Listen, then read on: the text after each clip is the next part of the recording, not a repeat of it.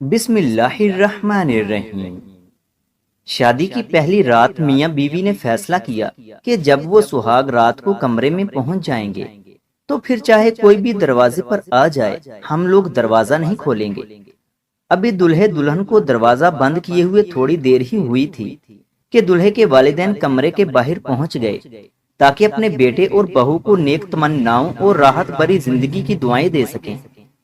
دروازے پر دستک ہوئی تو بتایا گیا کہ دلہے کے والدین باہر موجود ہیں اور دلہن سے ملنے کے خواہش مند ہیں۔ دلہا اور دلہن نے ایک دوسرے کی طرف دیکھا، باوجود اس کے کہ دلہا دروازہ کھولنا چاہتا تھا، لیکن اس نے فیصلے کو مد نظر رکھا اور اپنے والدین کے لیے دروازہ نہیں کھولا۔ دلہے کے والدین کچھ دیر وہاں کھڑے رہے اور پھر مایوس ہو کر واپس چلے گئے۔ ابھی کچھ دیر ہی گزری تھی کہ دلہن کے والدین بھی دلہے کے گھر پہنچ گئے تاکہ اپنی بیٹی اور داماد کو نیک خواہشات پہنچا سکیں اور انہیں سکھی زندگی کی دعائیں دے سکیں۔ ایک بار پھر کمرے کے دروازے پر دستک ہوئی تو بتایا گیا کہ دلہن کے والدین باہر موجود ہیں اور دلہن سے ملنے کے خواہش مند ہیں۔ دلہے دلہن نے ایک بار پھر ایک دوسرے کو دیکھا اور اپنا فیصلہ ذہن میں تازہ کیا۔ باوجود اس کے کہ فیصلہ ہو چکا تھا کہ کسی کے لیے بھی دروازہ نہیں کھولا جائے گا، لیکن دلہن کی آنکھوں سے آنسو جاری ہو گئے اور اس نے کہا کہ میں اپنے والدین کے ساتھ ایسا نہیں کر سکتی، اور اٹھ کر دروازہ کھول دیا۔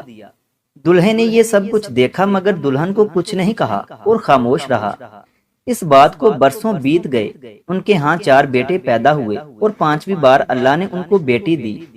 شوہر اپنی بیٹی کی پیدائش پر انتہائی خوش تھا اور اس نے اپنی ننھی گڑیا کے اس دنیا میں آنے کی خوشی میں ایک بہت بڑی پارٹی کا انتظام کیا، اور اس پارٹی میں ہر اس شخص کو بلایا گیا جس کو وہ جانتا تھا اور خوب خوشیاں منائی گئیں۔ جب پارٹی ختم ہوئی اور مہمان اپنے اپنے گھروں کو واپس چلے گئے تو رات کو بیوی نے اپنے شوہر سے پوچھا کہ کیا وجہ ہے کہ آپ نے اتنی بڑی پارٹی کا انتظام کیا اور اتنی زیادہ خوشیاں منائیں، جبکہ اس سے پہلے ہمارے 4 بیٹے بھی ہیں جن کی پیدائش پر آپ نہ تو اس قدر خوش ہوئے تھے اور نہ کبھی اس طرح پارٹی کا انتظام کیا۔